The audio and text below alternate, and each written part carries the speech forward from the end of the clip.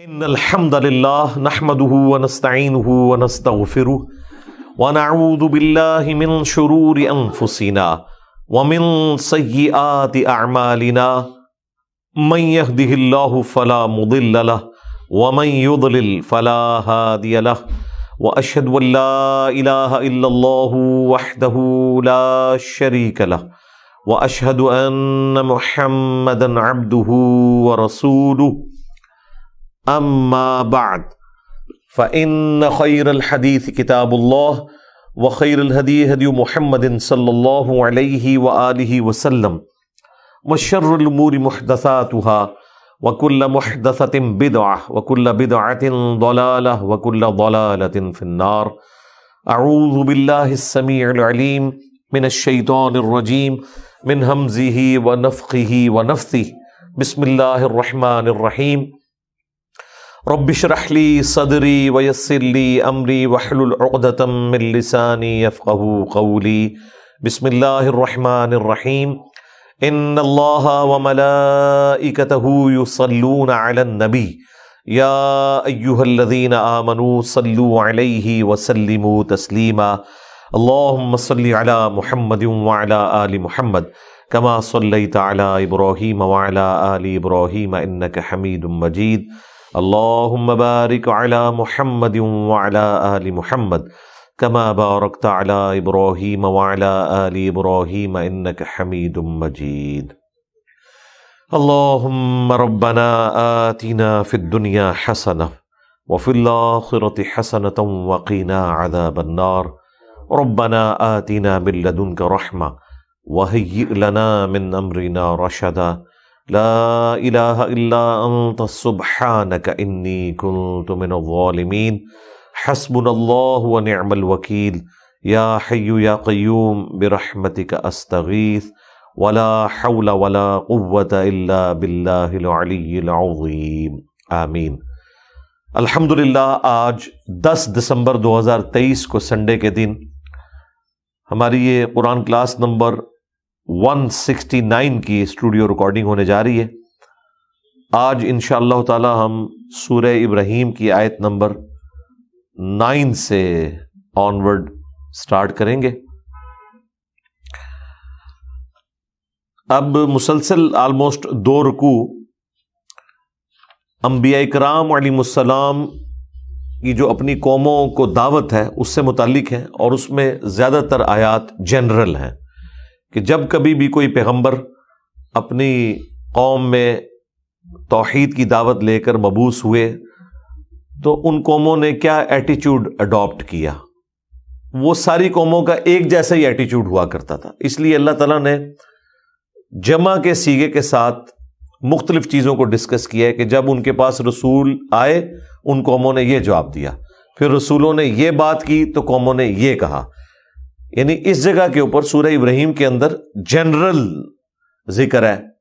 شروع میں اسپیسیفکلی انبیاء کرام کا نام ہے، اس کے بعد جنرل ذکر ہے. اعوذ باللہ من الشیطان الرجیم. بسم اللہ الرحمن الرحیم. الم یأتکم نبأ الذین من قبلکم. کیا انہیں نہیں پہنچی اطلاع ان قوموں کی جو ان سے پہلے ہو گزری ہیں. قوم نوح، نوح علیہ السلام کی قوم، وعاد و ثمود، اور عاد اور قوم ثمود، جن کے تفصیلی حالات ہم سورۃ الاعراف میں پڑھ چکے ہیں اور سورہ ہود کے اندر. والذین من بعدہم، اور جو ان کے بعد آئے. لا یعلمہم الا اللہ، انہیں کوئی نہیں جانتا سوائے اللہ کے. یعنی کئی ایک انبیاء کرام اور ان کی قوموں کا ذکر قرآن حکیم میں آیا، لیکن زیادہ تر کا نہیں آیا جو اللہ تعالیٰ کے علم میں ہے. وَإِن مِّن أُمَّةٍ إِلَّا خَلَا فِيهَا نَذِيرٌ، اور کوئی امت ایسی نہیں گزری کہ جن میں کوئی نہ کوئی ڈر سنانے والا نہ آیا ہو. ہر امت میں کوئی نہ کوئی پیغمبر آیا، لیکن چند ایک کا ذکر آیا. قرآن میں صرف 25 انبیاء کرام علیہم السلام کا ذکر خیر آیا ہے بائی نیم، اور ان میں سے بھی آلموسٹ 7 انبیاء ہیں جن کے حالات زندگی اور ان کی قوموں سے متعلق واقعات تفصیل کے ساتھ آئے ہیں. باقی کا صرف اجمالاً ذکر ہوا ہے. ان میں سے 3 جو ہیں وہ پری ابراہیمک ہیں، حضرت نوح علیہ السلام، حضرت ہود علیہ السلام اور حضرت صالح علیہ السلام، اور 3 آپ سمجھ لیں پوسٹ ابراہیمک، حضرت موسیٰ علیہ السلام، شعیب علیہ السلام اور لوط علیہ السلام، وہ تو آلموسٹ حضرت ابراہیم علیہ السلام کا زمانہ بنتا ہے، یہ 6 ہو گئے، اور 7 میں حضرت ابراہیم علیہ السلام۔ ان کے حالات و واقعات ہیں، باقیوں کا اجمالاً ذکر آیا ہے۔ جاءتہم رسلہم بالبینات، ان تمام قوموں کے پاس ان کے رسول روشن دلائل لے کر آئے۔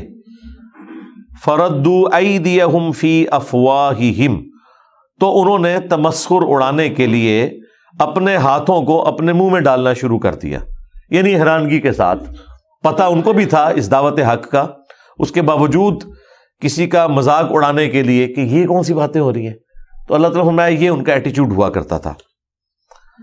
وقالوا، اور انہوں نے کہا، انا کفرنا بما ارسلتم بہ، کہ ہم تو بے شک اس کا انکار کرتے ہیں کہ جس کے ساتھ تم مبعوث کیے گئے، جو پیغمبروں کو دیا گیا، ہم ان کی رسالت کا بھی اور ان کی طرف آنے والی کتابوں کا، وحی کا بھی انکار کرتے ہیں۔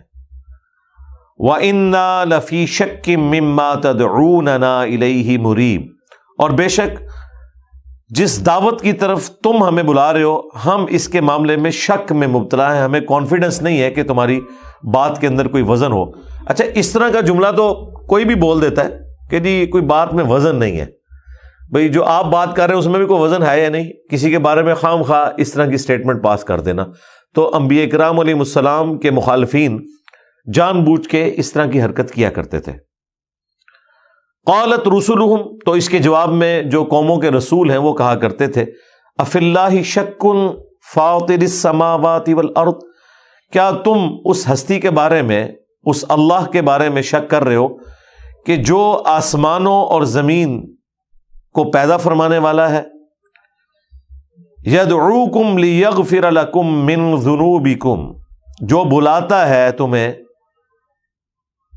اس طرف کہ وہ بخش دے تمہیں اور تمہارے گناہوں کو بخش دے، وَيُؤَخِّرَكُمْ إِلَىٰ أَجَلٍ مُّسَمًّى، اور تمہیں ایک وقت مقرر کے لیے مہلت دے۔ قَالُوا إِنْ أَنْتُمْ إِلَّا بَشَرٌ مِثْلُنَا، اچھا یہ تمام انبیاء کے جواب میں ان کے مخالفین نے یہی بات کی کہ تم تو نہیں ہو مگر ہمارے ہی جیسے انسان۔ اب یہ آیات بیسیکلی یہ بتانے کے لیے تھی کہ اللہ تعالیٰ نے انسانوں میں ہی پیغمبروں کو مبعوث کیا، اور ان کے مخالفین بھی یہ سمجھتے تھے کہ یہ ہماری طرف جو مبعوث ہوئے یہ ہماری اسپیشی سے ہیں، یعنی انسان ہے، اس کے باوجود اس کو وہ عیب بنا کے پیش کرتے تھے کہ تم تو نہیں ہو مگر ہماری طرح انسان، یعنی پھر کیا ہو؟ تو نبی علیہ السلام کے کیس میں وہ باتیں سامنے آئی ہیں، انہوں نے کہا کہ آسمان سے فرشتے کیوں نہیں اس پیغمبر کے اوپر نازل ہوتے؟ پھر اللہ نے اس کا بھی جواب دیا سورہ بنی اسرائیل میں کہ اگر زمین پر فرشتے آباد ہوتے تو ہم فرشتوں میں پیغمبر بناتے، اب انسان آباد ہیں تو انسانوں میں پیغمبر آئیں گے۔ اور یہ یقینی بات تھی کہ اگر کوئی فرشتہ پیغمبر بن کے آتا نا، ان سب نے یہ کہنا تھا فرشتے ہمارے لیے کیسے آئیڈیل ہو سکتے ہیں، انہیں تو ان تکلیفوں سے گزرنا ہی نہیں پڑتا جن تکلیفوں سے ہمیں گزرنا پڑتا ہے، تو کوئی انسان ہی پیغمبر اللہ بنا کے بھیجتا۔ تو مسئلہ اپنی جگہ موجود تھا، یہ اعتراض اس کیس میں بھی ہونا تھا، لیکن اللہ تعالیٰ نے اس اعتراض کو ایڈریس کیا اور اس اعتراض کو لے لیا کہ ٹھیک ہے، تم ٹھیک کہہ رہے ہو کہ انسان ہی ہے، اس کے پیچھے ریزن یہ ہے کہ ہم نے انسانوں کے لیے آئیڈیل انسانوں کو ہی بنانا ہے۔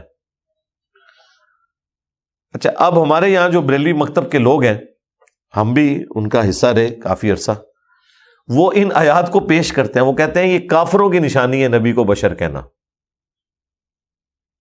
یعنی ان کو اس میں سے یہ نظر آیا۔ اب یہ بات تو درست ہے، جملہ بھی درست ہے، لیکن جو اس کو رخ دے رہے ہیں وہ درست نہیں ہے۔ جس طریقے سے خوارج نے حضرت علی کے مقابلے پہ جو جملہ بولا کہ حکم تو نہیں ہے مگر صرف اللہ کا، تو حضرت علی کہتے تھے کہ یہ جملہ تو تمہارا درست ہے لیکن اسے آؤٹ آف کانٹیکسٹ تم میرے اوپر فٹ کرنے کی کوشش کر رہے ہو۔ یہاں پہ بھی وہ اپنے عقیدے کی خرابی کو چھپانے کے لیے یہ کہتے ہیں کہ جی یہ تو کافروں کا شیوا تھا کہ وہ نبی کو بشر کہتے تھے. تو پھر ان سے پوچھیں کیا آپ نبی کو بشر نہیں مانتے؟ نہیں جی ہم تو مانتے ہیں لیکن وہ ہماری طرح نہیں ہے. اور بھئی یہ تو بات ہی نہیں ہو رہی کہ ہماری طرح ہے یا نہیں ہے. کون مرتبے میں انبیاء کرام کے برابر ہو سکتا ہے؟ لیکن اسپیشی میں وہ انسان ہی ہے. ان کو جب زخم لگتا تھا ان کا خون نکلتا تھا، جب انہیں دکھ پہنچتا تھا ان کے آنسو آتے تھے. جب فوت ہوئے ہیں تو ان کا جنازہ پڑھ کے ان کو دفنایا گیا ہے، ان کی قبریں. سارے انسانوں والے معاملات، ان کی بیویاں تھیں، بچے تھے، لیکن یہ اس کو عیب بنا کے پیش کرتے ہیں. وہ کہتے ہیں جی بشر مان لیا نا تو گویا کہ عیب ہے. نعوذ باللہ، عیب کہاں سے ہے؟ یہ تو ان کی خوبی ہے کہ وہ ہماری طرح اسپیشی کے طور پر انسان ہوتے ہوئے ان تمام حالات اور واقعات میں صبر کے ساتھ زندگی گزارتے رہے اور اللہ کو رسپانس کیا انہوں نے. ادروائز اگر ان کو تکلیف نہ پہنچتی، انہیں غم نہ اٹھانے پڑتے، وہ ہمارے آئیڈیل کیسے ہوتے؟ بخاری میں حدیث ہے، نبی علیہ السلام نے فرمایا تم میں سے 2 صحت مند مردوں کو جو تکلیف ہوتی ہے نا سر درد کی، مجھے اکیلے اتنی تکلیف ہوتی ہے جب آپ کو سر درد ہوا کرتا تھا، کیونکہ آپ کے لیے اجر بھی ایکسٹرا آرڈنری تھا. نبی علیہ السلام کی 2 بیٹیوں کو ایک دن میں طلاق ہوئی ہے. 3 جوان بیٹیاں شادی شدہ آپ کی زندگی میں فوت ہوئی ہیں، اپنے ہاتھوں سے دفنایا. اور چوتھی کے بارے میں بتا دیا کہ 6 مہینے بعد یہ بھی فوت ہو جائے گی. اور بیٹے جتنے پیدا ہوئے وہ بچپن ہی میں فوت ہو گئے. آپ ذرا اولاد کا غم ذرا دیکھیں. نبی علیہ السلام کے تو اولاد کا غم ہی جو ہے وہ آپ اس کو ہی نہیں کاؤنٹ کر سکتے. اور ایک بیٹی فاطمہ، اس کی اولاد کے ساتھ جو آگے ہونا ہے وہ بھی بتا دیا. پوری کی پوری زندگی غموں سے عبارت ہے. اس لیے امت کے لیے وہ آئیڈیل ہے. کوئی شخص دعویٰ کر سکتا ہے کہ جی میری تکلیف جو ہے نبی علیہ السلام سے بھی زیادہ ہے، یعنی جس کو آپ تکلیف کہتے ہیں وہ ساری تکلیفیں آپ نے کاٹی ہیں اور بلک میں کاٹی ہیں. دوسری طرف فقر کے اوپر آ جائے تو بخاری مسلم میں حدیث موجود ہے، اما عائشہ کہتی ہیں کہ بعض اوقات 1 مہینہ 2 مہینے بعض اوقات 3 چاند ہم دیکھ لیتے تھے کہ وہ چاند نکلا ہے نئے مہینے کا اور ختم ہو گیا، پھر اگلے مہینے کا، اور ہمارے گھر میں چولہا نہیں جلتا تھا، آگ پہ پکی ہوئی کوئی چیز اویلیبل نہیں ہوتی تھی. 2 کالی چیزوں پہ گزارا ہوتا تھا، کھجور اور پانی کے اوپر. فاقہ بھی دیکھا. اور اما عائشہ کے الفاظ ہیں سلام اللہ علیہ کہ وفات تک یہ حالت رہی ہے. تو فقر کی زندگی، یعنی انسان دنیا میں آسائش کے لیے یہ سب کچھ کرتا ہے، تو وہ تو پیغمبروں کو نصیب کوئی نہیں ہوئی ہے. تکلیف کی زندگی گزری ہے، دکھ الگ سے پہنچے ہیں. اور جو زندگی ہے وہ جنگوں سے عبارت ہے. 13 سالہ مکی دور تکلیف سے اور پھپتیاں کستے ہیں کفار، ساتھیوں کو تکلیفیں دیتے ہیں. نبی علیہ السلام کے اوپر بھی اوجڑی رکھی جاتی ہے. آپ کو مکہ شریف میں پتھروں کے ذریعے لہو لہان کیا جاتا ہے، طائف میں بھی کیا جاتا ہے. اور مدینے کی زندگی جنگوں سے عبارت ہے. 2 ہجری میں بدر ہو رہی ہے، 3 میں احد، 5 میں خندق، 6 میں صلح حدیبیہ ہوئی، 7 میں غزوہ خیبر ہوئی، 8 میں پھر فتح مکہ، اور 8 ہی میں غزوہ حنین، اور 9 میں غزوہ تبوک. اور وہ جو جنگیں بھی ہیں وہ تکلیف سے عبارت ہے. اتنے لمبے لمبے سفر ہیں. کوئی آپ کو سکون کا نبی علیہ السلام کی زندگی میں نظر نہیں آئے گا. تکلیف سے عبارت ہے، فاقوں سے، بھوک سے، غم سے. تو یہ بات درست ہے کہ وہ انسان ہوا کرتے تھے، اسی لیے ہمارے لیے آئیڈیل ہے. یہ انسان ہونا کوئی گالی نہیں ہے. کافر اس سینس میں کہتے تھے کہ تمہیں ہم پر کوئی فضیلت حاصل نہیں ہے. فضیلت کا معیار کافروں نے یہ بنایا ہوا تھا کہ کوئی نورانی مخلوق ہونی چاہیے. تو اس کا کیا مطلب ہے کہ بیماری ایک ہی ہے جو کافروں میں آئی ہوئی ہے یا ان لوگوں میں آئی ہوئی ہے جو انبیاء کی بشریت کا انکار کرنے والے ہیں. بیماری ایک ہے. وہ بشر مان کر انکار کرتے تھے کہ انکار اس لیے کر رہے ہیں کہ بشر ہیں، کوئی نورانی مخلوق ہونی چاہیے. اور یہ بشریت کا انکار اس لیے کرتے ہیں کہ یار بشر مان لیا تو مرتبہ کام کرنا پڑ جائے گا، لہذا کم از کم کو نور ہے. اے بشر کا تو ویسے ہی لبادہ اڑا ہوا تھا. انکار دونوں نے کر دیا. انہوں نے کسی اور اینگل سے کیا، انہوں نے کسی اور اینگل سے. تو اب دیکھیں جب انہیں کہا جا رہا ہے کہ تم ہماری طرح کے انسان ہو تو ہونا تو یہ چاہیے تھا، اللہ تعالیٰ کہتا کہ یہ تمہاری طرح کے انسان نہیں ہے، تو نورانی مخلوق ہے. لیکن نہ اللہ نے یہ بات کی، نہ ان پیغمبروں نے یہ بات کی. الٹا نبی علیہ السلام کی مبارک زبان سے کہلوایا گیا قل انما انا بشر مثلکم، اے نبی آپ بھی کہہ دیں میں بھی انسان ہونے میں تمہاری طرح ہوں. ہاں فرق یہ ہے کہ مجھ پہ اللہ کی وحی آتی ہے، اسپیشی میری بھی انسانوں والی ہے. اور یہاں پہ بھی دیکھیں کیا ہے کہ تم تو نہیں ہو مگر انسان ہماری طرح کے. تریدون ان تصدونا عما کان یعبد آباؤنا، اور تمہارا مقصد یہ ہے، تم چاہتے یہ ہو کہ ہمیں روک دو ان ہستیوں کی عبادت سے، ان بتوں کی عبادت سے، ان جھوٹے معبودوں کی عبادت سے جن کی عبادت کرتے ہوئے ہم نے اپنے آباء و اجداد کو پایا. فَأْتُونَا بِسُلْطَانٍ مُبِينٍ، تو لاؤ ہمارے پاس کوئی روشن دلیل اگر تم اس حوالے سے سچے ہو تو. اب اعتراض انہوں نے کیا کیا؟ ہماری طرح کے انسان ہو، چاہتے یہ ہو کہ ہمیں ہمارے بزرگوں سے ہٹا دو، اور باقی جگہوں پہ آتا ہے کہ تم چاہتے ہو کہ تمہارا آرڈر دنیا میں چلے، جو سردار ہوا کرتے تھے تم بڑے بننا چاہتے ہو. اب دیکھیں انبیاء کرام علیہ السلام اس کے جواب میں کہہ رہے ہیں قالت لہم رسلہم، تو اس کے جواب میں تمام رسول اپنی قوموں سے یہی کہا کرتے تھے ان نحن الا بشر مثلکم، کہ اس میں تو کوئی شک نہیں کہ ہم بھی انسان ہونے میں تمہاری طرح ہیں. وَلَٰكِنَّ اللَّهَ يَمُنُّ عَلَىٰ مَن يَشَاءُ مِنْ عِبَادِهِ، لیکن اللہ تعالیٰ احسان فرماتا ہے اپنے بندوں میں جس کے لیے وہ چاہتا ہے، یعنی ان کو چن لیتا ہے. یعنی ہم پہ احسان یہ ہے کہ ہے تو ہم انسان، لیکن اللہ تعالیٰ نے ہمیں پیغمبر بنایا.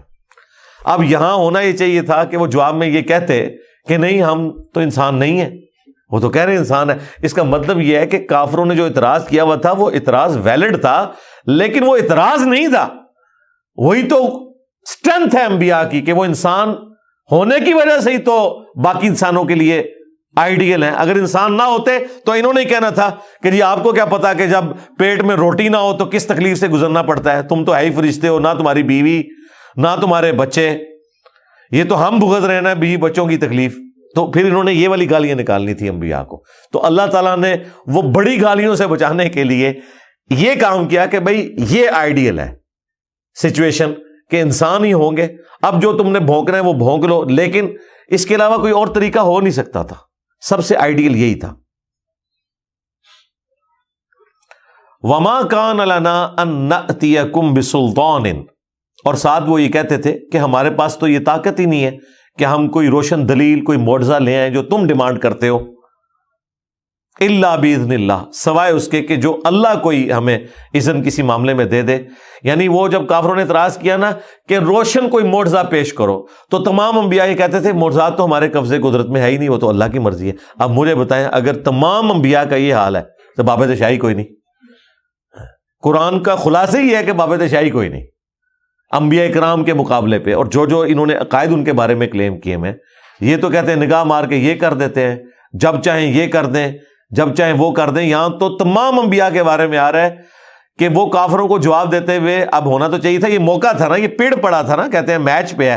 کافر کہہ رہے ہیں کہ جی آپ تو ہماری طرح کے انسان ہو، اگر اتنے سچے ہو تو کوئی معجزہ دکھاؤ. تو آگے تو جواب میں ہونا چاہیے تھا کہ ہم تمہاری طرح کے انسان نہیں، لو جو کہو گے وہ کر کے دکھائیں گے. یہ تو نہیں یہ بات آ رہی. وہ کیا کہہ رہے ہیں کہ بھی واقعی ہم انسان ہیں، لیکن اللہ کا ہم پہ احسان ہے کہ ہم پہ وحی نازل ہوئی، اس چیز نے ہمیں ممتاز کیا تم سے. لیکن یہ یاد رکھنا وحی کا مطلب قطعاً یہ نہیں ہے کہ ہم خود کچھ کر کے دکھا سکتے ہیں. اللہ جب چاہے گا معجزہ ظاہر کر دے گا، یہ سب کچھ اس کے قبضے قدرت میں ہے. وَعَلَى اللَّهِ فَلْيَتَوَكَّلِ الْمُؤْمِنُونَ، اور اللہ ہی پر توکل کرنا چاہیے اہل ایمان کو. وَمَا لَنَا أَلَّا نَتَوَكَّلَ عَلَى اللَّهِ، اور ہمیں کیا ہوا کہ ہم اللہ پر بھروسہ نہ کریں. وَقَدْ هَدَانَا سُبُلَنَا، کہ جب اس نے ہمیں دکھائے ہیں کامیابی کے راستے.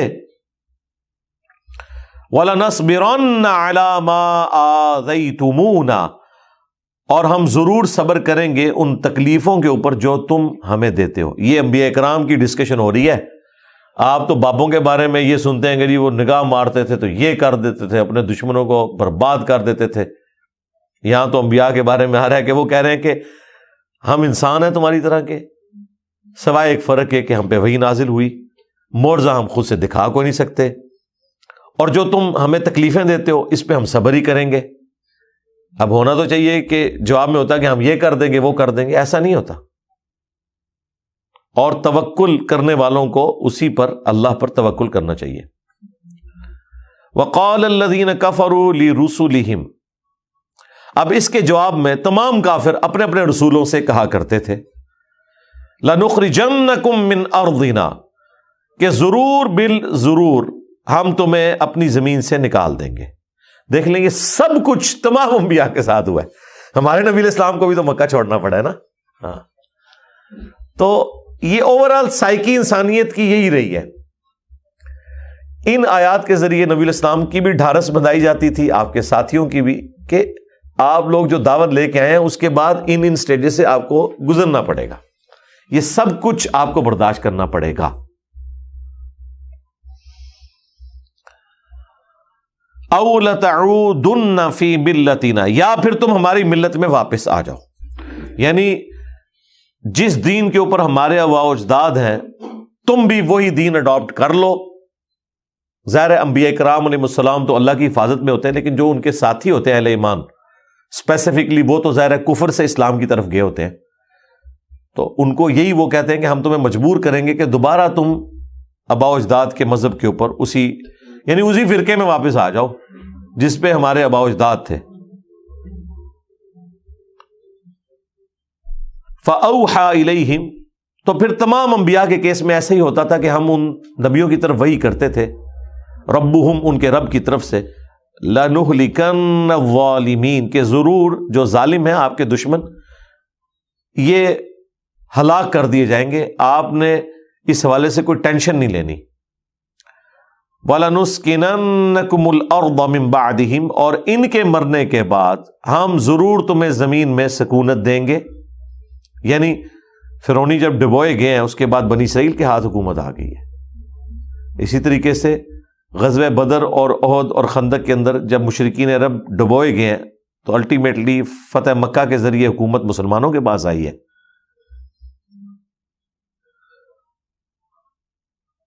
ذَلِكَ لِمَنْ خَافَ مَقَامِي وَخَافَ وَعِيدِ، اور یہ جو کامیابی کا وعدہ ہے انبیاء کرام علیہ السلام اور ان کے ساتھیوں کے حق میں، یہ ہر اس شخص کے لیے ہے جو قیامت کے دن میرے حضور پیش ہونے سے ڈرا اور میری دھمکی سے ڈرا، یعنی جو اللہ کا تقوی اختیار کرنے والے لوگ ہیں ان کے لیے یہ وعدہ ہے۔ وَاسْتَفْتَحُوا، اور رسولوں نے جب دعا کی فتح کے لیے اللہ کے حضور، وَخَابَ كُلُّ جَبَّارٍ عَنِيدٍ، تو اللہ تعالیٰ نے ان کی دعا قبول کی اور نامراد ہو گئے ہر قسم کے سرکش اور حق سے اناد کرنے والے منکر حق لوگ، اللہ نے تباہ و برباد کر دیے۔ مِن وَرَائِهِ جہنم، اب ان کی نامرادی یہ ہے کہ ان کے لیے اب ہے جہنم، وَيُسْقَى مِن مَّاءٍ صَدِيدٍ، اور ان کو پلایا جائے گا اس جہنم میں خون اور پیپ کا پانی، والعیاذ باللہ تعالی۔ یتجرعہ ولا یکاد یسیغہ، وہ بڑی مشکل سے ہی گھونٹ لیں گے اس کا، اور حلق سے وہ نیچے نہیں اترے گا، ظاہر ہے بدبو بھی، گرم بھی اور تعفن والی چیز۔ وَيَأْتِيهِ الْمَوْتُ مِنْ كُلِّ مَكَانٍ، اور ہر طرف سے موت ان کے اوپر چھا رہی ہوگی، اور اس سے بڑھ کر عذاب یہ وَمَا هُوَ بِمَيِّتٍ، اور انہیں موت نہیں آئے گی۔ جو سورۃ الفرقان میں آتا ہے نا، آج ایک موت نہیں ہزاروں موتیں مانگو، موت تمہیں نہیں آنی۔ والعیاذ باللہ تعالی، اللہم اجرنا من النار، آمین۔ وَمِن وَرَائِهِ عَذَابٌ غَلِيظٌ، اور اس کے بعد ان کے لیے پیچھے ایک بہت بڑا دردناک سخت ترین عذاب بھی ان کا انتظار کر رہا ہے، وہ ان کا پیچھا کر رہا ہے۔ اللہم انا نعوذ بک من عذاب جہنم ومن عذاب القبر ومن فتنة المحیا والممات ومن شر فتنة المسیح الدجال آمین۔ مثل الذین کفروا بربہم، مثال ان لوگوں کی کہ جو اپنے رب کا کفر کرتے ہیں، اعمالہم ان کے اعمال جو ہیں، کرماد اشتدت بہ الریح، وہ راکھ کے ڈھیر کی مانند ہے کہ جسے ہوا اڑا رہی ہوتی ہے، فی یوم عاصف، آندھی کے روز، لا یقدرون مما کسبوا علی شیء، اور وہ ان اعمال میں سے کسی چیز کے اوپر کوئی قدرت نہیں رکھیں گے۔ یعنی اگر دنیا میں کوئی انہوں نے اچھے اعمال بھی کیے ہیں نا، قیامت کے دن وہ راکھ کا ڈھیر ثابت ہوں گے۔ کیوں؟ انہوں نے دنیا میں شرک کیا ہوا ہے، تو شرک کی وجہ سے نیک اعمال بھی زیرو سے ملٹیپلائی ہو گئے۔ اگر کوئی دنیا میں اللہ تعالیٰ کا ہی انکار کرتا ہے یا اس کے ساتھ کسی کو شریک ٹھہراتا ہے اور اس نے کوئی نیکی کے کام بھی کیے ہوئے ہیں، تو دنیا میں اسے اجر ملے گا، آخرت میں اللہ کے حضور راکھ کا ڈھیر ہے۔ سورۃ الفرقان میں تو یہاں تک آیا کہ ہم ان کے اعمال کی طرف بڑھیں گے قیامت کے دن اور انہیں بکھرا ہوا غبار کر دیں گے، جیسے وہ فٹ بال کو ہیٹ لگائی جاتی ہے نا، اور وہ گیا، اس طریقے سے اللہ تعالیٰ فرمایا ان کے اعمال کو ہم برباد کر دیں گے قیامت والے دن۔ کسی عمل کے اوپر یہ قدرت نہیں پا سکیں گے کہ اللہ کے حضور اس عمل کو پیش کر سکے، وہ دنیا میں ان کو اجر مل گیا۔ اور اس میں کوئی کافر نہیں، مسلمانوں کا بھی یہی حال ہے۔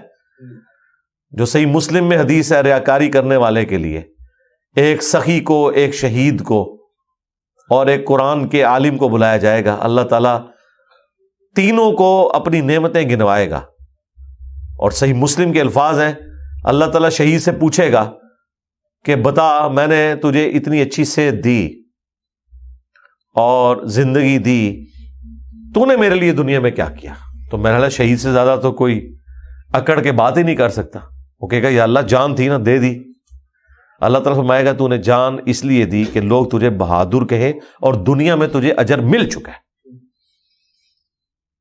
سخی کہے گا اے اللہ مجھے جہاں جہاں پتا چلا نا کہ تیری راہ میں خرچ کرنے سے تو خوش ہوتا ہے، میں نے کوئی جگہ نہیں چھوڑی مگر یہ کہ اس جگہ خرچ ضرور کیا۔ اللہ تعالیٰ فرمائے گا تو نے خرچ اس لیے کیا تاکہ لوگ تجھے سخی کہیں اور دنیا میں تجھے اس کا اجر مل چکا۔ یہ جو اللہ تعالیٰ ہمارا نا قیامت کے دن وہ اپنے کسی عمل کے اوپر قدرت نہیں پا سکیں گے۔ کافروں کے لیے تو ہے ہی ہے، ان مسلمانوں کے لیے بھی ہے جو ریاکار ہیں، دکھلاوے کے لیے کرتے ہیں۔ پھر اللہ تعالیٰ عالم دین کو اٹھائے گا، قرآن کے عالم کو، قاری کو، وہ کہے گا یا اللہ میرا تو اوڑھنا بچھونا ہی قرآن تھا۔ اللہ تعالیٰ فرمائے گا تو نے اس لیے سب کچھ کیا کہ لوگ تجھے قاری کہیں اور دنیا میں تیری تعریف بھی ہوتی تھی، ٹھیک ہے، تیرے نام کو دمے لگا کے اشتہاروں کے اوپر پرنٹ بھی کیا جاتا تھا، تو دنیا سے اجر لے چکا، اب میرے ہاں تیرے لیے کوئی اجر نہیں ہے۔ انہیں اوندا منہ کر کے جہنم میں پھینک دیا جائے گا۔ اچھا، اس صحیح مسلم کی حدیث سے ایک خطرناک رزلٹ نکلتا ہے کہ فرشتوں نے ان تینوں کو سخی، شہید اور قرآن کا عالم لکھا ہوا ہوگا۔ بظاہر وہ سب کچھ اللہ کے لیے کر رہے تھے، فرشتوں نے نوٹ بھی کر لیا، لیکن اللہ نے زیرو سے ملٹیپلائی کر دیا۔ اس کا مطلب ہے کہ اصل حساب و کتاب اللہ نے کرنا ہے۔ یہ جو ہمارے نامہ مال لکھے بھی جا رہے ہیں نا، یہ ایک جسٹ تسلی کے لیے کہ نامہ مال نوٹ ہو گئے، ورنہ تو قیامت الدین جب فرشتے پیش کرتے تو کہتے ہیں کہ یہ ریاکار ہے یا اللہ، تو اس لیے زیرو سے ملٹیپلائی ہو چکا ہے۔ نہیں، فرشتوں نے لکھا ہوا ہے، اللہ تعالیٰ نے اسے زیرو سے ملٹیپلائی کیا۔ تو الٹیمیٹلی انسان بظاہر فرشتوں کو بھی دھوکہ دے لے، اللہ کو دھوکہ نہیں دے سکتا۔ مسند احمد کے اندر حدیث موجود ہے، جس نے دکھلاوے کے لیے نماز پڑھی اس نے شرک کیا، جس نے دکھلاوے کے لیے روزہ رکھا اس نے شرک کیا، جس نے دکھلاوے کے لیے صدقہ کیا اس نے شرک کیا۔ مجھے بتائیں اس سے بڑی کیا نیکی ہو سکتی ہے؟ نماز، روزہ اور صدقہ۔ قرآن میں نماز کے بعد سب سے زیادہ جس چیز کے اوپر زور ہے وہ غریبوں کے اوپر صدقہ کرنا، انفاق فی سبیل اللہ، اور یہ شرک مان گیا۔ کیوں؟ غیر اللہ کی نیت ہوگی انہیں خوش کرنے کے لیے۔ اس لیے انسان کو اپنے اعمال کے اوپر غور و تفکر کرتے رہنا چاہیے، کہیں اس میں ریاکاری کی کوئی ملاوٹ تو شامل نہیں ہوگی، بار بار اپنے آپ کو دیکھنا چاہیے۔ بخاری اور مسلم میں موجود ہے 7 لوگوں کو اللہ کے عرش کا سایہ نصیب ہوگا جس دن کوئی اور سایہ نہیں ہوگا. ان میں سے ایک شخص وہ ہے کہ جس نے دائیں ہاتھ سے صدقہ کیا اور بائیں کو خبر نہیں ہوئی. چھپا کے کیا. ویسے اعلانیہ صدقہ کرنے کا بھی قرآن میں حکم ہے، لیکن وہ اس موقع کے اوپر جہاں اعلانیہ اپیل ہو تاکہ باقی لوگوں کے لیے ترغیب ہو. عام حالت میں یہ نہیں ہے کہ آپ نے اعلانیہ صدقہ کرنا ہے. عام حالت میں یہ ہے کہ آپ نے دائیں ہاتھ سے کرنا ہے، بائیں کو خبر نہ ہو.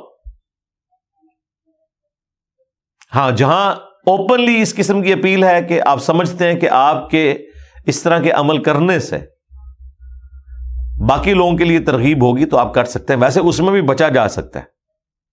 اس میں بھی جب اعلانیہ اپیل ہو تو آپ اپنے نام سے نہ دیں، کسی اور سے دلوا دیں. اعلانیہ بھی ہو جائے گا اور آپ کا نام پوشیدہ بھی ہو جائے گا. ایسے بھی لوگ ہیں جو ایسے کام کرتے ہیں. میں یعنی ایسے لوگوں کو جانتا ہوں کہ جو لوگ ہاسپٹلز میں جاتے ہیں اور کہتے ہیں کہ جی آپ نے اتنے آپریشن ہماری طرف سے کر دینے ہیں. جو بندہ آپریشن کروا رہا ہوتا ہے نا، اسے نہیں پتا ہوتا کہ کس کے پیسوں سے اس کا آپریشن ہو رہا ہے، اور وہ شخص چاہتا بھی نہیں کہ میرے بارے میں کوئی خبر ہو کہ میں نے فلاں کا آپریشن کروایا، کہ ایسا نہ ہو کہ کہیں وہ بندہ آمنے سامنے آ جائے تو وہ کبھی اس طرح کا کوئی جذبہ پیدا ہو گیا اس کے اوپر احسان کیا ہوا ہے. حسن بصری کا قول ہے، وہ کہتے ہیں کہ صحابہ کرام اپنی نیکیوں کو اس طرح چھپاتے تھے جس طرح تم اپنے گناہوں کو چھپاتے ہو. واقعی اگر کسی شخص کو یہ پتہ چل جائے نا کہ اس کی نیکی ضائع ہونے کا خدشہ ہے ریاکاری کی وجہ سے، تو وہ واقعی چھپانے کی کوشش کرے گا، وہ کبھی اپنی نیکی کو ظاہر نہیں کرے گا. لیکن اس میں یہ یاد رکھیے گا بعض اوقات شیطان جو ہے نا انسان کو دوسری طرف بھی لگا دیتا ہے. وہ یہ کہ میں داڑھی اس لیے نہیں رکھتا جی لوگ کہیں گے بڑا نیک ہے. اچھا جی مسجد میں نماز اس لیے نہیں پڑھتا، 5 وقت جاؤں گا تو لوگ کہیں گے بڑا نمازی ہے. اب یہ شیطان دوسری طرف سے حملہ کر رہا ہے. جہاں حکم آ جائے گا نا وہاں باقی سارے کے سارے معاملات اٹھ جائیں گے. مرد کے لیے حکم ہے کہ اس نے مسجد میں ہی نماز پڑھنی ہے، اعلانیہ ہی پڑھنی ہے، بھلے اسے لوگ نیکوکار کہیں. اگر وہ اس خدشے سے پیچھے رہ گیا تو شیطان نے دوسری طرف سے اس کے اوپر وار کر دیا. وہاں پہ سنت کی پرائورٹی ہے، نبی علیہ السلام کی تعلیمات کی پرائورٹی ہے.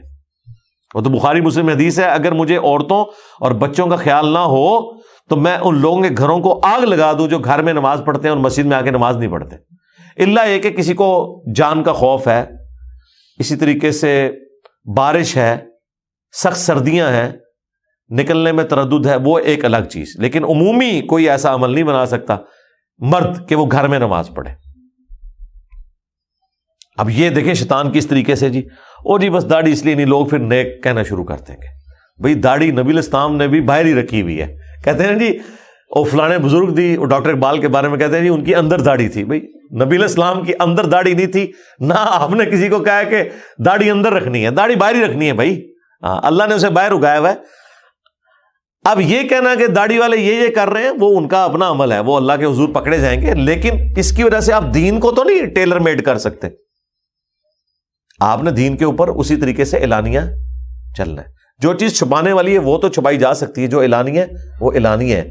اور اسلام کی کمیونٹی جو ہے وہ اسی طریقے سے ڈیولپ ہوتی ہے. حتیٰ کہ ایک صحابی نے تو بڑی عجیب بات حضور سے پوچھ لی، صحیح مسلم میں حدیث ہے. ایک صحابی نے عرض کیا کہ یا رسول اللہ بعض اوقات ہم کوئی نیکی کا کام کرتے ہیں اور ہماری بالکل نیت نہیں ہوتی کہ لوگ ہماری تعریف کریں، ہم اللہ کے لیے کر رہے ہوتے ہیں، لیکن پھر اچانک ایسی آزمائش آتی ہے کہ کوئی ہماری تعریف کر دیتا ہے اور وہ تعریف ہمیں اچھی بھی لگتی ہے. ظاہر تعریف کسے بری لگے گی؟ تو کیا یہ ریاکاری تو نہیں ہے؟ تو نبی علیہ السلام نے فرمایا یہ اللہ کا انعام ہے اپنے بندے کے لیے دنیا میں.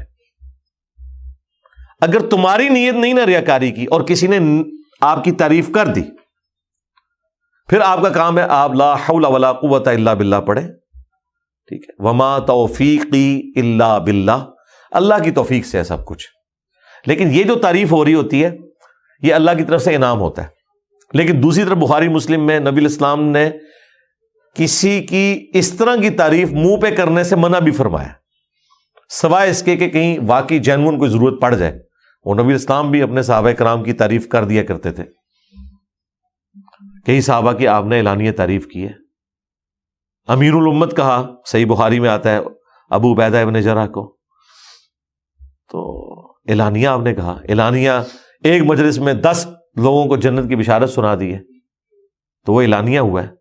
وہ کبھی کبھار اس طرح کے معاملات بھی ہو جاتے ہیں، لیکن جن کو جنت کی بشارت ملی ہوئی ہے انہوں نے اس کے بعد کوئی جنتیوں والے کام کرنے چھوڑ نہیں دیے. ویسے جسے ٹکٹ مل جائے تو اسے تو موجے مارنی چاہیے. حضرت عثمان کو تو حضور نے فرمایا کہ عثمان جنتی آج کے بعد جو مرضی کرے. اس کے بعد تو ایٹ لیسٹ ان کی لاٹری نکل آئی تھی، ان کو پھر اپنی مرضی کی زندگی گزارنی چاہیے تھی، لیکن ایسا نہیں ہوا. جامعہ ترمذی میں حدیث ہے کہ وہ قبرستان جاتے تھے، اتنا رویا کرتے تھے کہ ان کی داڑھی آنسوؤں سے تر ہو جاتی تھی. تو لوگوں نے کہا حضرت یہ آپ کی حالت کیوں ایسی ہو جاتی ہے؟ تو فرمایا کہ میں نے خود نبی علیہ السلام سے سنا ہے کہ قبر آخرت کی منزلوں میں سے پہلی منزل ہے. جس کی یہ منزل آسان ہوئی اس کی اگلی منزلیں آسان ہوتی جائیں گی، اور جو ادھر پھنس گیا وہ اگلی منازل میں پھنستا چلا جائے گا. اچھا، کسی سیانے نے حضرت عثمان کو یہ نہیں کہا اس وقت کہ حضرت آپ کو تو جنت کی بشارت ملی ہوئی ہے.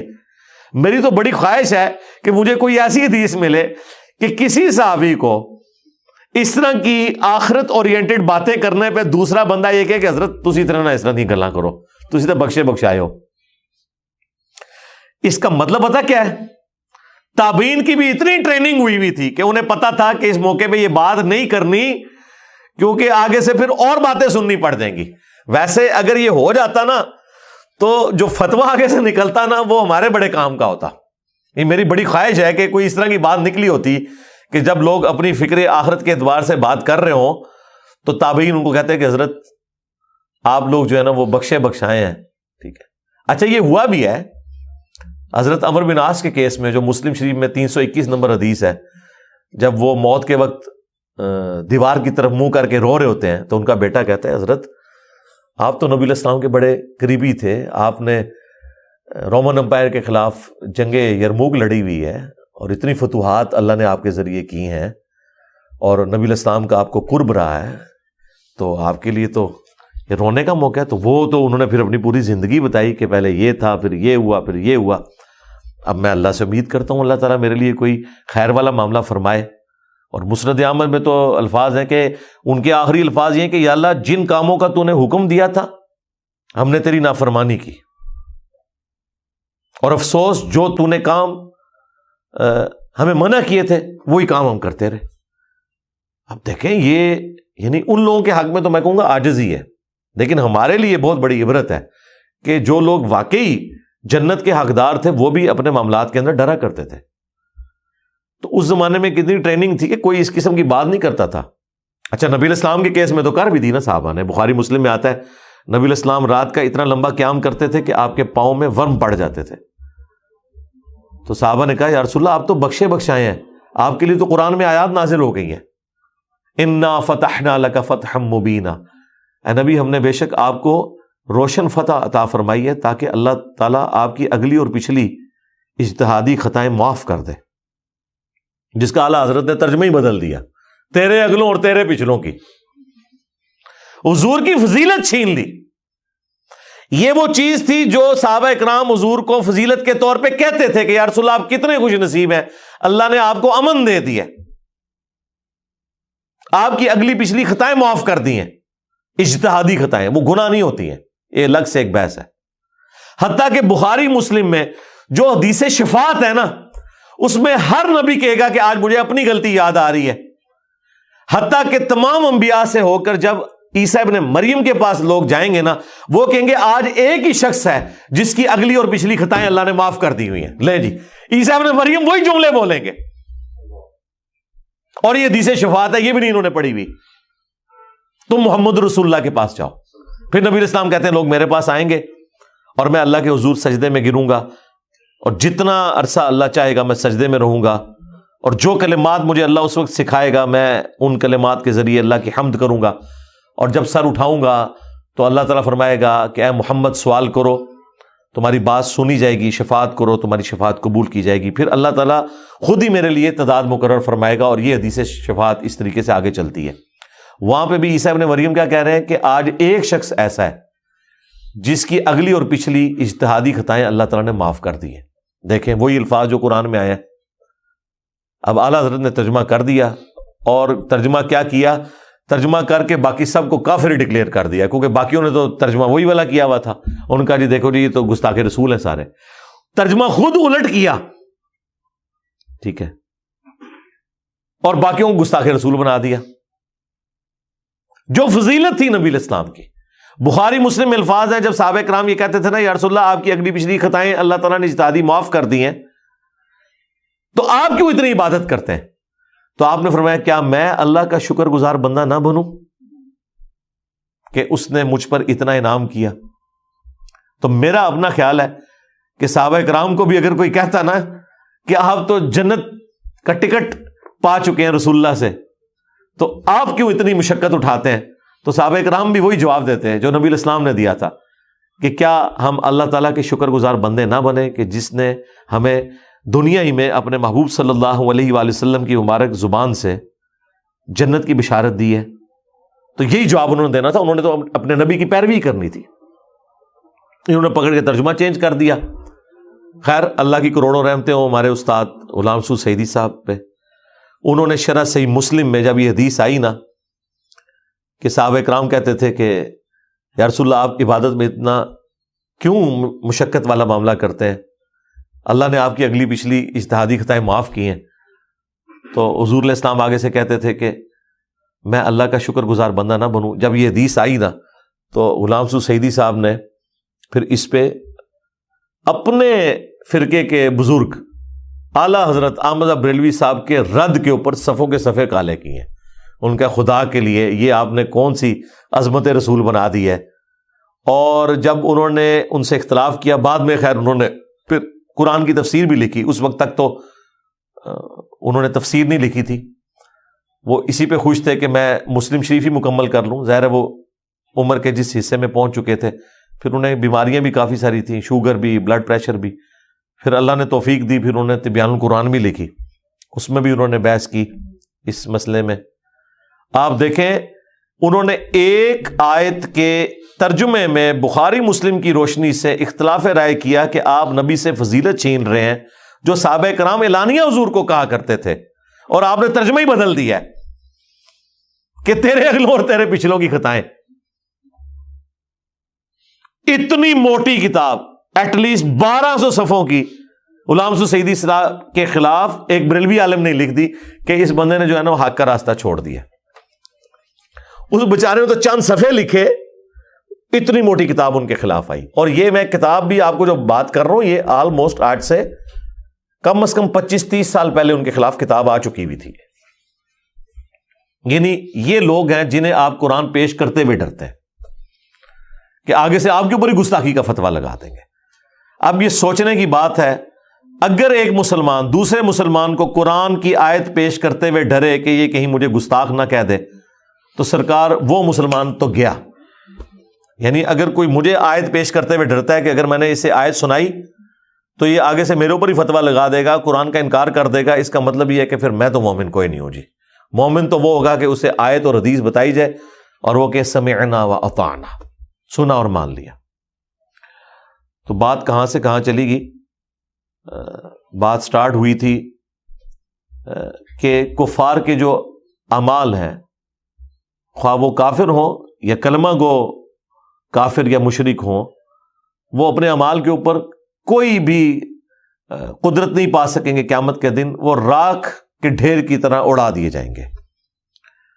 ذالک هو الضلال البعید، اور یہ ہے دور کی بڑی گمراہی کہ کوئی شخص دنیا میں محنت بھی کرتا رہے اور آخرت میں اس کے اعمال کو زیرو سے ملٹیپلائی کر دیا جائے.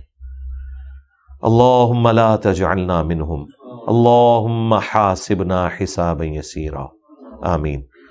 الم تر ان اللہ خلق السماوات والارض بالحق، کیا انہوں نے نہیں دیکھا کہ بے شک اللہ تعالیٰ نے پیدا کیا آسمانوں اور زمین کو مقصد کے ساتھ. یہ قرآن کے لیے بھی ہے، وَبِالْحَقِّ أَنزَلْنَاهُ وَبِالْحَقِّ نَزَلَ، ہم نے قرآن کو حق کے ساتھ اتارا اور یہ حق کے ساتھ اترا. حق مطلب پرپسفل، با مقصد. حق کا ایک مطلب سچائی بھی ہوتا ہے اور ایک مطلب اس کا با مقصد. تو ہم نے آسمان اور زمین کو کسی مقصد کے ساتھ پیدا کیا. إِن يَشَأْ يُذْهِبْكُمْ وَيَأْتِ بِخَلْقٍ جَدِيدٍ، اگر اللہ چاہے تو تم نافرمانوں کو ہلاک کر دے اور نئی مخلوق لے آئے. وما ذالک علی اللہ بعزیز، اور یہ اللہ تعالیٰ کے لیے کوئی مشکل کام نہیں ہے کہ اللہ تعالیٰ نافرمان مخلوق کو تباہ و برباد کر کے اس کی جگہ کوئی اوبیڈینٹ مخلوق لے آئے۔ آلریڈی مخلوق موجود ہے فرشتوں کی فارم میں، اللہ چاہے تو ایسا کر سکتا تھا، لیکن اللہ تعالیٰ نے یہ مخلوق ہی ایسی بنائی ہے۔ اس طرح کی مخلوق تو اللہ کے پاس پہلے موجود تھی، اسی لیے بخاری مسلم میں حدیث ہے کہ اگر تم گناہ کرنا چھوڑ دو گے تو اللہ تعالیٰ تمہیں تباہ و برباد کر دے گا، اور ایسی مخلوق کو لے کے آئے گا کہ جو گناہ کریں گے اور اللہ سے معافی مانگیں گے اور اللہ تعالیٰ انہیں معاف کر کے خوشی محسوس کرے گا۔ اچھا، بعض لوگوں نے اس میں سے رزلٹ یہ نکال دیا کہ اللہ چاہتا ہے کہ ہم گناہ کریں، جتنے زیادہ کریں، اللہ کو خوش کرنے کے لیے خوب گناہ کریں، اینڈ پہ معافی مانگیں اور اللہ کو خوش کر دیں۔ اب یہ تو بتانے کا مقصد نہیں تھا یار اللہ کے بندو، یہ بتانے کا مقصد تھا کہ انسان وہ مخلوق ہے جس سے گناہ ہوں گے، 100% کوئی گناہ سے پاک نہیں ہو سکتا، غلطیوں سے پاک نہیں ہو سکتا۔ اس میں تسلی تھی کہ آپ نے ٹینشن نہیں لینی، اگر کبھی بتقاضۂ بشریت کوئی گناہ ہو جائے تو اللہ کی طرف رجوع لانا ہے، ٹینشن نہیں لینی، اللہ نے انسان کو بنائی ایسا ہوا ہے۔ اصل مسئلہ ہے اپنے گناہ پہ اڑنا نہیں ہے اور مسلسل کوشش کرنی ہے حق پہ چلنے کی، یہ اللہ تعالیٰ کی مرضی ہے۔ ورنہ اس طرح کی بائی ڈیفالٹ جسے کمپیوٹر کی لینگویج میں کہتے ہیں ہدایت، وہ فرشتوں کو تو اللہ نے دی ہوئی ہے، وہ تو گناہ کرتے ہی نہیں ہے۔ اس لیے دیکھنے فرشتوں کے لیے جنت نہیں ہے، جنت جو ہے وہ انسانوں کے لیے ہے، کیونکہ اللہ تعالیٰ نے انہیں اختیار دیا ہے، چاہے تو حق کا راستہ اختیار کرے اور چاہے تو ناشکری کی روش اختیار کرے۔ انا ہدیناہ السبیل اما شاکرا و اما کفورا، ہم نے تو راستہ دکھا دیا، اب مرضی ہے شکر گزاری کی روش اختیار کرو خواہ ناشکری کی۔ وَبَرَزُوا لِلَّهِ جَمِيعًا، اور قیامت کے دن سب کے سب اللہ کے حضور حاضر کیے جائیں گے۔ فَقَالَ الضُّعَفَاءُ لِلَّذِينَ اسْتَكْبَرُوا، تو جو دنیا میں کمزور لوگ تھے نا، جو پیچھے چلنے والے لوگ تھے، وہ کہیں گے اپنے بڑوں سے جن کے پیچھے، سرداروں کے پیچھے وہ چلا کرتے تھے، اِنَّا كُنَّا لَكُمْ تَبَعًا، کہ بے شک ہم تو تمہاری ہی پیروی کرنے والے تھے۔ فَهَلْ أَنْتُمْ مُغْنُونَ عَنَّا مِنْ عَذَابِ اللَّهِ مِنْ عَذَابِ اللَّهِ مِنْ شَيْءٍ، تو کیا تم اللہ کے عذاب میں سے کچھ حصہ ہمارے لیے کم کر سکتے ہو؟ آج کے دن ہمیں بچا سکتے ہو؟ دیکھو دنیا میں تو تم تھانے کچہریوں میں ہمارے پیچھے ہماری ضمانتیں کراتے پھرتے تھے، کہیں پہ پیسہ لگا کے، کہیں پہ سفارش لگا کے دنیا میں ہماری مدد کرتے تھے، اور تمہارے پیچھے ہم نے اپنی آخرت بھی برباد کر لی۔ یہ وہ سردار ہیں جو وقت کے پیغمبروں کی دعوت کو چلنے نہیں دیتے تھے اور اپنے ماننے والوں کو کہتے تھے کہ بھائی یہ سب کچھ فراڈ ہے، نعوذ باللہ، تم ہمارے پیچھے چلو۔ یہ سرداری کے چکر میں انبیاء، ان کو کوئی لینا دینا نہیں تمہارے آخرت کے معاملات کے ساتھ، یہ تو چاہتے ہیں تاکہ تمہیں تمہارے آباء و اجداد کے دین سے ہٹا دیں، جو ہم پہلے سن چکے۔ تو اب اللہ تعالیٰ فرما رہا ہے کہ اب یہ قیامت قائم ہو گئی، جہنم کا فیصلہ ہو گیا، یہ سب جہنم میں پہنچ کے اب جہنم میں جا کے وہ اپنے سرداروں سے، اپنے بزرگ بابوں سے کہیں گے کہ حضرت دنیا میں تو آپ کہتے تھے ہمارے سلسلے میں آ جاؤ تو آپ کو جنت میں ساتھ لے کے جائیں گے، دنیا میں تو انبیاء کرام کے راستے کی بجائے آپ نے ہمارے بچوں کو بھی اور ہمیں بھی اپنے بزرگ بابوں کے پیچھے لگایا تھا۔ ظاہر ہے یہ سب کچھ ہوگا۔ اگر کوئی کہتا نہیں میں مذاق اڑا رہا ہوں تو ان سے بھی پوچھ لیں، یہ بھی مانیں گے اس بات کو۔ جو لوگ کہتے ہیں نا نہیں یہ تو کافروں کے بارے میں آیت ہے،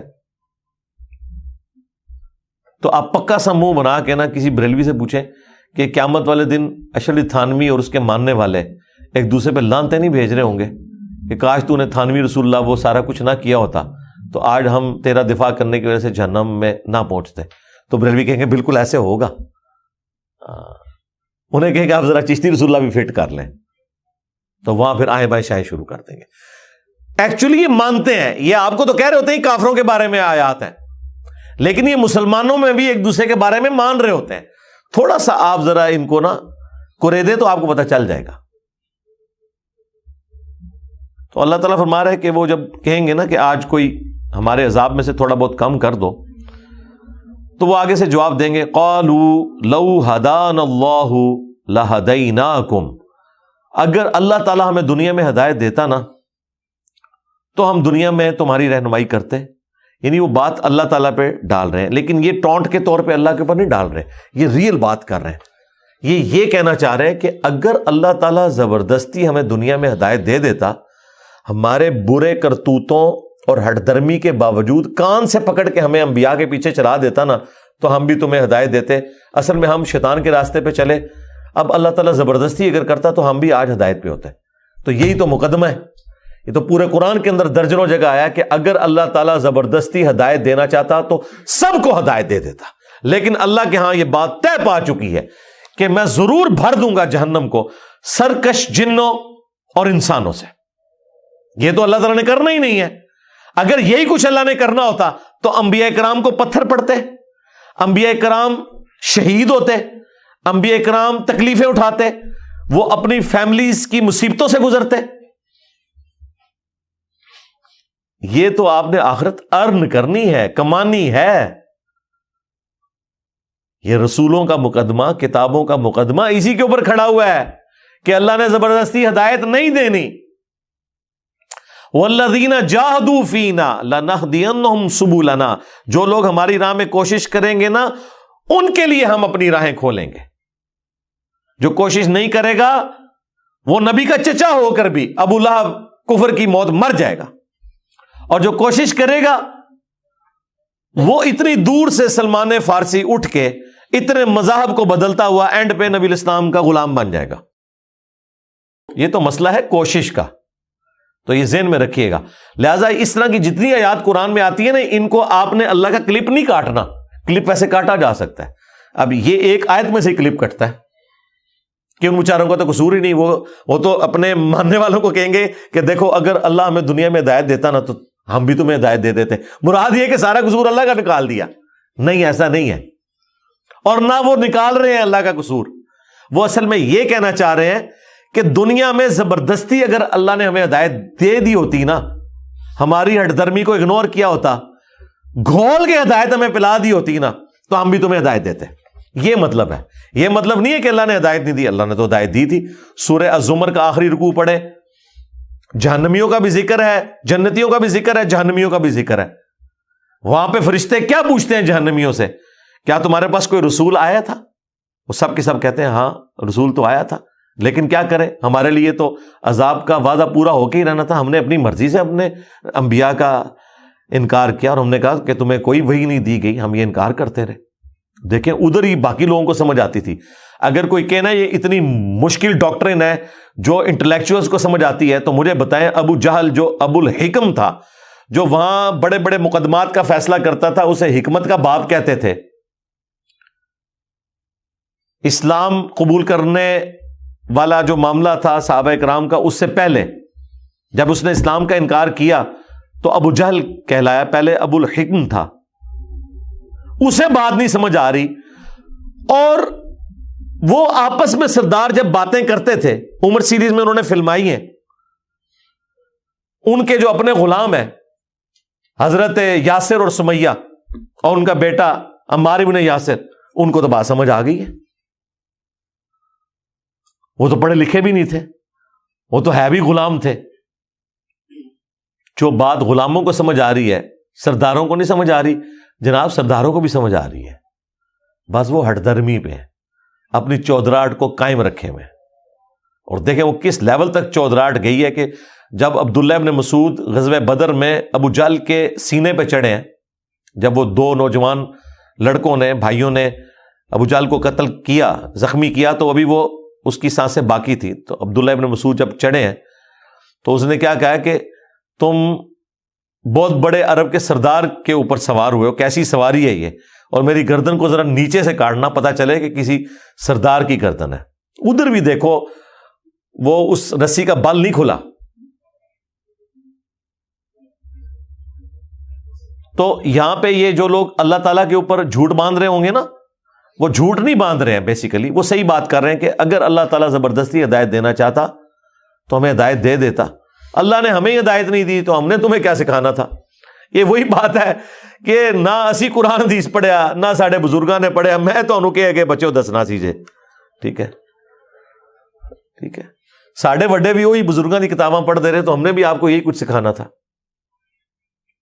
بہرحال جی یہ دنیا میں اس طرح کی باتیں پڑھ کے اس کا مزہ لینا تو بڑا آسان ہے، لیکن آپ پریکٹیکلی ذرا ایک تصور میں دیکھیں کہ یہ آخرت میں لوگ جہنم میں پہنچ چکے ہیں اور ہمیشہ کی جہنم ان کا مقدر ہو چکی ہے. اس طرح کی میٹنگیں وہاں کرنے سے، ایک دوسرے کے اوپر لان تان کرنے سے نکلنا کچھ بھی نہیں ہے. سورۃ الاعراف میں اللہ تعالیٰ فرماتا ہے کہ جب بھی کوئی امت جہنم میں ڈالی جائے گی وہ اپنے بڑوں کے اوپر لعنت بھیجے گی اور کہے گی یا اللہ ہمارے بڑوں کو بزرگوں کو دگنا عذاب دے. سورۃ الاحزاب کے بھی اینڈ میں ہی ہے کہ اللہ ہمارے بڑوں کو بزرگوں کو دگنا عذاب دے، ان کی وجہ سے ہم گمراہ ہوئے. سورۃ الاعراف میں اللہ تعالیٰ فرماتا ہے جب یہ دعا کریں گے تو اللہ تعالیٰ فرمائے گا تم دونوں کے لیے دگنا عذاب ہے. لو، کیونکہ جو تم لوگ تھے تم بھی تو اپنے آنے والوں کے پیشوا ثابت ہوئے تھے نا. اگر تمہارے بزرگ بابے تمہیں گمراہ کر گئے تو تم بھی تو آگے لیگیسی لے کے چلے ہو نا. تمہارے ماننے والے بھی تو دیکھیں نا کس طرح علماء کے اتنے لمبے لمبے نام لیتے ہیں، اس لیے کہ تاکہ جب ہم مریں گے تو ہمارے شاگرد بھی اتنے لمبے نام لیں. وہ بچے بچونگڑے جو ہم نے اپنی آنکھوں میں دیکھے، آج میں دیکھتا ہوں تو ان کے اشتہاروں میں نا ان کے نام کے ساتھ لکھا ہوتا ہے استاذ العلماء. ہمیں ان کا بچپن بھی پتا ہے مدرسے میں کیا کچھ کرتے رہے اور کرواتے رہے. تو آج استاذ العلماء لکھا ہوتا ہے تو میں ہنس رہا ہوتا ہوں. میں نے کہا واقعی یار وہ دیکھو، مطلب ایک وقت تھا کہ یہ خود مطلب علماء کی خدمت کر رہے ہوتے تھے، آج استاذ العلماء بنے ہوئے. تو اللہ تعالیٰ فرما رہا ہے کہ وہ کافر کہیں گے سردار کہ اگر اللہ ہمیں زبردستی ہدایت دیتا تو ہم بھی تمہیں ہدایت دے ہی دیتے. سواء علینا، تو دیکھو آج تو برابر ہے. اجزعنا ام صبرنا، خواہ ہم گھبرائیں یا صبر کریں. ما لنا من محیص، آج ہمارے لیے کوئی رائے فرار نہیں ہے.